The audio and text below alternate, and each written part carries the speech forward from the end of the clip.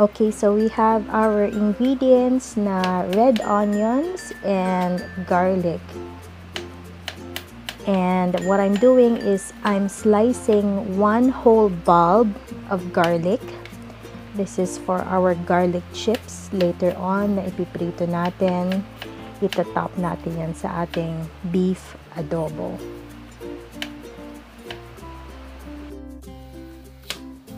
Now we have 5 pieces of medium red onions na isa-slice din natin thinly.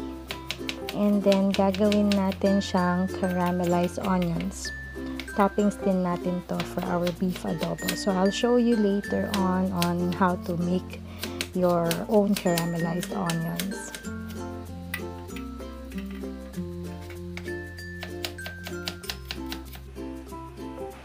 Okay, so we have our sliced red onions, yung bawang natin pang marinade, and yung ating pang garlic chips. Now, for the marinade, chop natin tong isang buong bulb ulit ng onion. So, bali we're using 2 bulbs of onions, one for the marinade and one for the garlic chips na pang toppings later on. So, set aside lang natin once na na-chop na.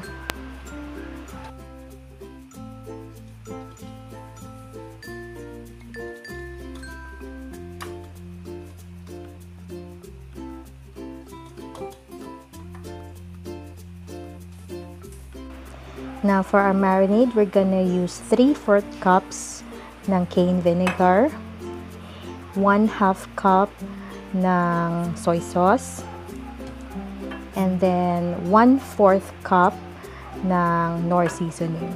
So, I mix that in a container and then add my garlic.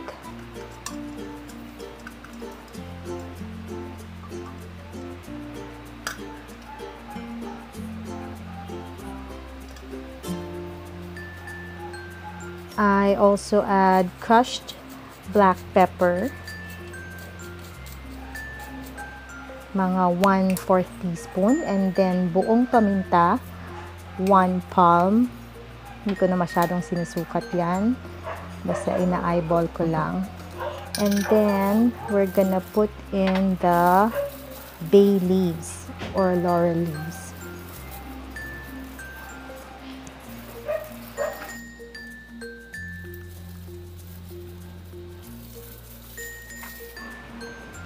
Okay, so we mix that all together, and at this time you do your tasting. For me, saktong-sakto na to for 1.5 kilos ng beef. So we let all that marinate together, and then we add our beef. So I'm using beef cubes, but I had it sliced na medyo malalaki by the butcher. Kasi when it starts cooking, liliit naman siya. So you just make sure that the beef is submerged sa marinade. And then you keep it overnight inside your fridge. And then bukas natin siya i-continue na lutuin. So while we're doing the marinade, we're gonna prepare our caramelized onions and our garlic chips.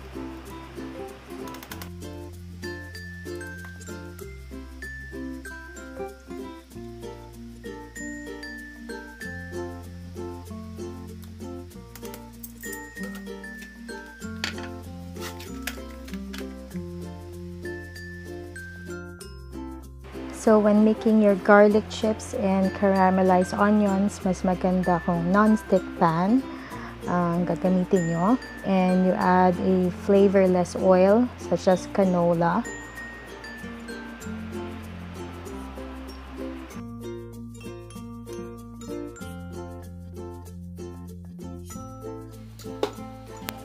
I don't actually wait for the oil to heat up. So, medyo low temp pa lang siya. Ilalagay na natin yung garlic para hindi ma-shock si garlic at mag-brown ka agad. Because you don't want the taste of burnt garlic when you do your garlic chips.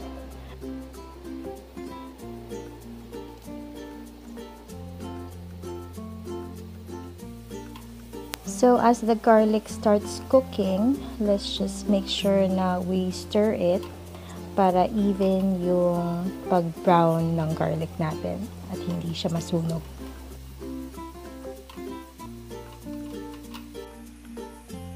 Now when it starts to be light brown like this, pwede na natin siyang strain. Just make sure na well strained siya para maging chips talaga yung ating texture ng garlic.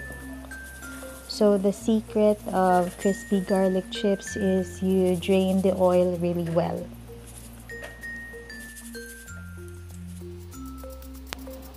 You can actually make a lot of garlic chips in advance, lalo na kung mahilig kayo sa garlic rice. So kung gusto nyo may topping sa garlic rice nyo, yung mga mahilig sa bawang, you can do this and store it in bottle containers na glass. Okay, so now we're doing our caramelized onions. So same oil na ginamit natin, we put in our onions.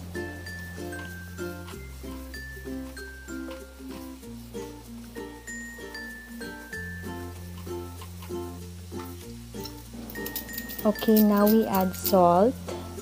Konti lang. Wala mang 1/8 teaspoon yung nilagay ko.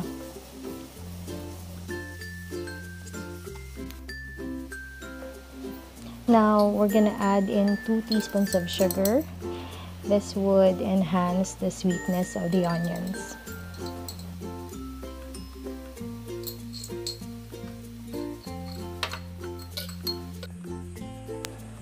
So when your onions start looking like this, ready na po siya. So we're done with our caramelized onions. Okay, same procedure, you drain it and you also drain it further in paper towels.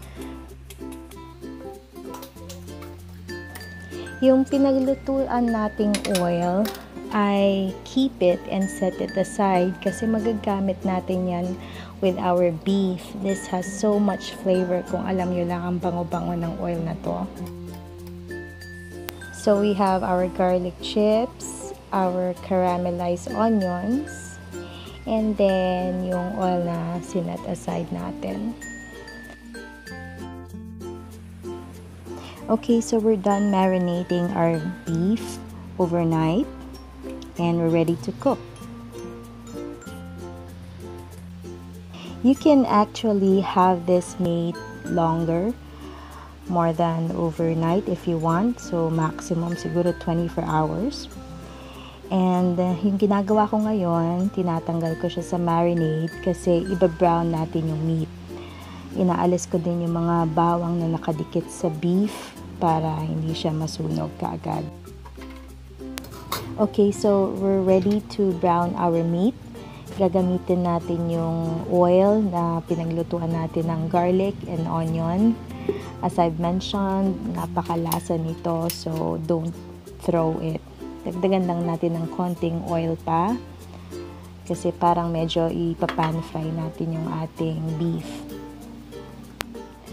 Now, when you brown your meat, do not overcrowd your pan kasi hindi siya magsisira, actually hindi siya mag-brown. Magsi-steam lang siya, kukulo. So, mas maganda yung texture na na-brown natin muna siya.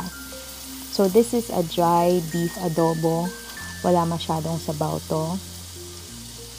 So, that's it. So, mga 4 to 5 pieces lang per batch.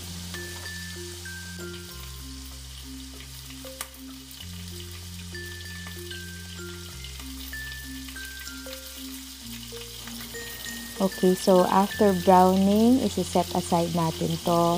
Ilalagay natin siya sa pressure cooker para mabilis yung ating cooking time. Okay, so hiniwalay ko yung bawang, peppercorns, and laurel sa ating marinade kasi hindi mo natin siya isasama when we pressure cook our beef. So here it is, na-brown na natin lahat. And then I added mga 2 cups of water na with the beef. And then I'm only gonna add half of the marinade. Okay, just enough to have it submerged, so when it starts pressure cooking, hindi siya ma-dry out. Okay, that's it. I hope you guys know how to use a pressure cooker para mapabilis yung pagluluto. Now, you pressure cook this mga 15 to 20 minutes on high. I set my timer to 20 minutes. After that, i-transfer nyo ulit sa wok or sa kalan. And then this time, you add now the garlic and the peppercorns, lahat na, pati yung laurel.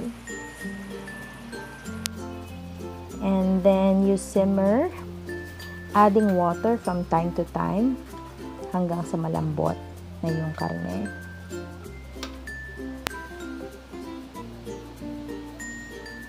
At this point, pinapa-reduce na natin yung sauce hanggang sa ma-dry out. So, stir it from time to time para hindi siya masunog sa ilalim. Anyway, non-stick pan naman to. So, but if you're not using a non-stick pan, it's better to stir it once in a while. Now, gusto ko talaga siyang mas malambot pa, so I'm adding a little bit of water and then simmer for another 15 to 20 minutes.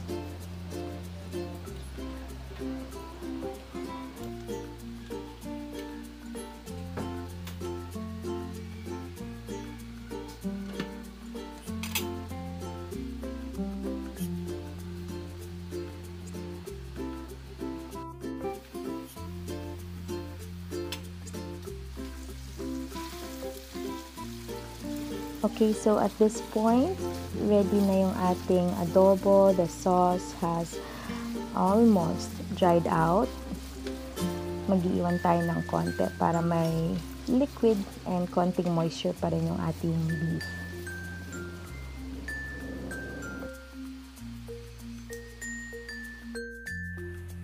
Okay, so once you're done cooking the adobo, I would recommend na iserve na natin kaagad ito because, you know, alam niyo naman pag baka, nagsasebo na pag malamig.